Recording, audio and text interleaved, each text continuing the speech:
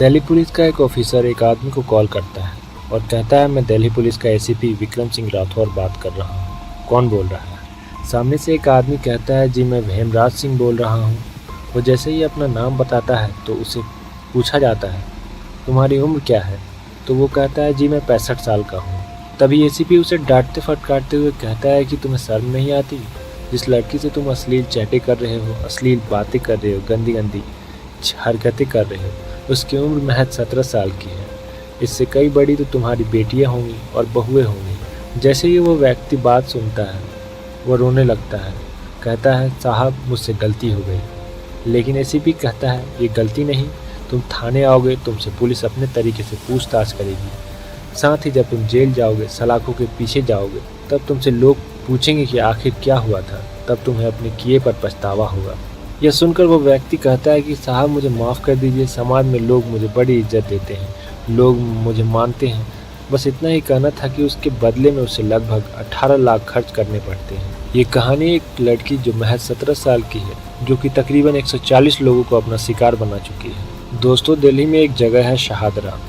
दरअसल शहादरा के रहने वाले एक व्यक्ति जिनका नाम फूलचंद होता है, उम्र उसकी लगभग 68 साल की होती है, जो कि रिटायर्ड हो चुका है। घर में अकेला रहता है, पत्नी नहीं है, अपने परिवार बच्चों के साथ रहता है।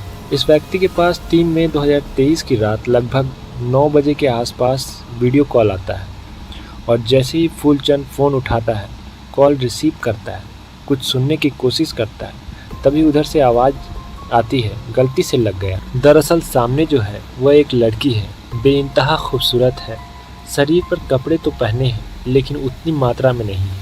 और जैसे ही फ़ोन आया था, कुछ ही सेकेंड में फ़ोन कट जाता है। सिर्फ वही व्यक्ति फूलचंद ये सब अपनी आंखों से देखता है। इसके कुछ देर तक फूलचंद बेचैन हो जाता है और वो तस्वीर उसके दिमाग में घूमने लगती है और लगभग 20 मिनट बीत जाते हैं और एक बार फिर उसी नंबर से कॉल आती है। अब ये जो व्यक्ति है फूलचंद, ये एकांत जगह ढूंढने लगता है क्योंकि ये नहीं चाहता कि कोई और इसे देख ले। वो दौड़ते हुए अपने कमरे में जाता है, लाइट जलाता है, कमरे को बंद करता है और जैसे ही वीडियो कॉल को रिसीव करता है, सामने एक बेइंतहा खूबसूरत लड़की थी जो पहले ये कह रही थी कि गलती से कॉल लग गया था। वो अब थोड़ी सी बातचीत करती है और बातचीत करने के बाद धीरे धीरे करके अपने तन से एक एक कपड़े उतारने लगती। वो बुजुर्ग आदमी भी उसके साथ ऐसा ही करने लगता है जैसे कि वो लड़की कर रही थी। दोनों एक दूसरे को देख रहे थे, कपड़े उतार रहे थे और दोनों ही अब बिल्कुल न्यूड हो जाते हैं। कई मिनट तक ये दृश्य चलता रहता है। जब उस व्यक्ति को संतुष्टि हो जाती है, 4-5 मिनट बाद दोनों तरफ से कॉल कट जाती। फिर वो लंबी आराम की सांसें ले रहा होता है। ऐसा लगता है ना जाने किस दुनिया से घूम कर आया हो। काफ़ी खुश हो रहा होता है। उसके कुछ देर बाद एक फ़ोन आता है और जैसे ही फ़ोन आता है वो कहता है, मैं दिल्ली पुलिस का एसीपी विक्रम सिंह राठौर बात कर रहा हूँ। अभी अभी जो तुम फ़ोन पर बात कर रहे थे, मुझे उस लड़की का कॉल आया है, उसकी शिकायत मिली है।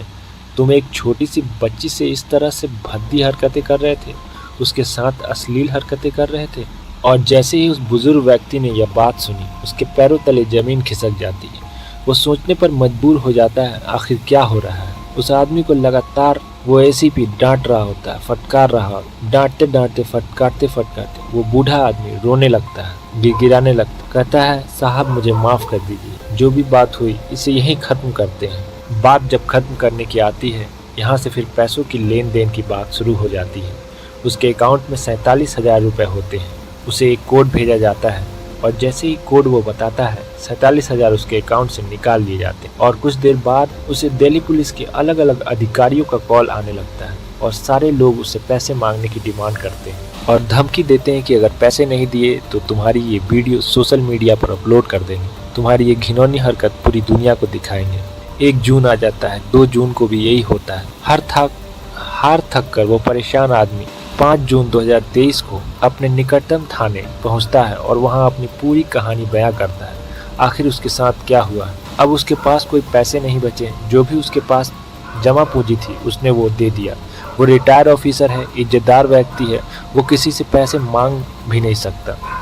पुलिस से मदद मांगता है कि मेरी मदद करो। ठीक ऐसे ही मुंबई के बांद्रा पुलिस स्टेशन में एक आदमी आता है, वो भी बुजुर्ग होता है, जिसका नाम हेमराज सिंह होता है और वो अपनी कहानी बताता है कि एक मिस कॉल जैसी आई थी, थोड़ी सी बातचीत हुई उसने कहा गलती से फ़ोन लग गया था। उसके बाद फिर दोबारा से कॉल आता है।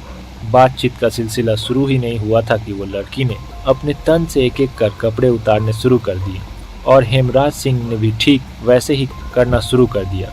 लेकिन हेमराज सिंह बिजनेसमैन आदमी, उसके अकाउंट में अच्छे खासे पैसे, उसके पास फ़ोन पहुंचता है विक्रम सिंह राठौड़ का कि मैं दिल्ली पुलिस का एसीपी बात कर रहा हूं। बातचीत में कब उसके खाते से 18 लाख रुपए देने पड़ते हैं उसे ये पता नहीं चलता। ठीक फूलचंद की तरह उसे भी दिल्ली पुलिस के अन्य अधिकारियों का कॉल आने लगता है। वो भी हार थक कर अपनी शिकायत अपने निकटतम थाने में लेकर पहुंचता है। एफआईआर दर्ज होती है। एफआईआर दर्ज होने के बाद पुलिस वाले छानबीन करते हैं। जिस फ़ोन से बातचीत हुई थी उस नंबर को सर्विलेंस पर लगाते हैं और पता करने की कोशिश करते हैं कि आखिर फ़ोन कहां से आया था, किसने किया था। तो जो हेमराज सिंह को फ़ोन किया था वो राजस्थान के भरतपुर में, वहाँ एक थाना है गोपालगढ़, और गोपालगढ़ का एक गांव है पीपलखेड़ा। यहाँ से हेमराज सिंह को फ़ोन किया गया था। लेकिन फूलचंद जी को जो फ़ोन आया था वो मेवात के एक जगह हरियाणा में, उसका एक गांव है अमाईपुर से फ़ोन किया जाता है। अब पुलिस दिल्ली की और मुंबई की दोनों अपने अपने हिसाब से पहुंच जाते हैं। मुंबई की पुलिस भरतपुर और दिल्ली की पुलिस हरियाणा पहुंच जाती है। मुंबई की पुलिस भरतपुर पहुंचती है। जो गांव पीपलखेड़ा होता है वहां का एक लड़का जिसका नाम आरिफ मेघ होता है और उसके साथ एक और लड़का जिसका नाम रामवीर प्रजापति होता है। बस दोनों व्यक्ति ने हेमराज सिंह के खाते से 18 लाख निकाले होते हैं। असल में कोई लड़की होती ही नहीं, वो बस एक रिकॉर्डेड वीडियो होती है, उसी से वो फ़ोन करते हैं और बात करते हैं। उनके पास मोबाइल नंबर होता है। वो नंबर ट्रू कॉलर पर विक्रम सिंह राठौड़ से सेव रहता है। कोई भी किसी की भी हालत ख़राब हो सकती है। जो डीपी में फ़ोटो लगाया हुआ था वो भी दिल्ली के एक सचमुच के ऑफिसर का लगाया हुआ था। और दिल्ली पुलिस जिस व्यक्ति को गिरफ्तार करती है उसका नाम अलीमुद्दीन होता है। लगभग 50 साल का व्यक्ति हो। इस व्यक्ति के घर की तलाशी ली जाती है। इसके घर से 8 मोबाइल मिलते हैं। इसके खातों की जब जांच की जाती है तो पता चलता है कि इस जून के महीने में लगभग 5 लाख क्रेडिट हुए हैं इसके खातों में। और इन लोगों के टारगेट पर जो लोग होते हैं वो बुजुर्ग होते हैं।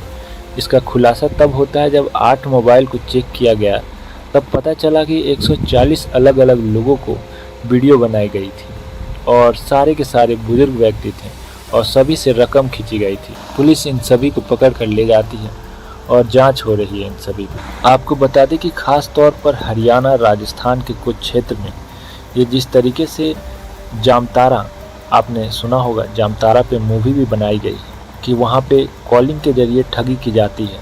कहते थे कि आपका एटीएम ब्लॉक होने वाला है, बस तरीके बदल गए हैं। अब वीडियो कॉल आएगी, सामने एक लड़की होगी बेहद खूबसूरत। पहले तो ये कोशिश करते हैं कि सामने वाला व्यक्ति कौन, किस तरह का व्यक्ति है। उनके टारगेट पर वैसे लोग होते हैं जो सीधे साधे होते हैं, जिनको आसानी से डराया जा सकता है, धमकाया जा सकता है। यदि सामने कोई व्यक्ति लगता है कि खतरनाक है उनके लिए तो फ़ोन काट देते हैं और नए टारगेट के लिए कोशिश करते हैं। हर दिन वो लगातार 100 से 150 कॉल करते हैं। उनमें से एक न एक कोई मुर्गा मिल ही जाता है। इनमें से बहुत कम ही लोग होते हैं जो थाने तक पहुंचते हैं और अपनी परेशानी बताते हैं। इसलिए दोस्तों, इस पूरे घटनाक्रम को बताने का उद्देश्य ये है कि आपको जागरूक करना है, आपको सचेत करना है। आप जब भी मोबाइल चलाएं, आपके पास ऐसी कोई वीडियो कॉल आए, आपको धमकाने की कोशिश करे, उसे पैसे ना दें, आप उसके धमकाने में ना आए। सीधा आप अपने नज़दीकी थाने में जाएं, ख़ास तौर पर साइबर सेल डिपार्टमेंट में जाएं, अपनी कहानी बयां करें और उनसे मदद मांगें। किसी को कोई पैसे ना दें।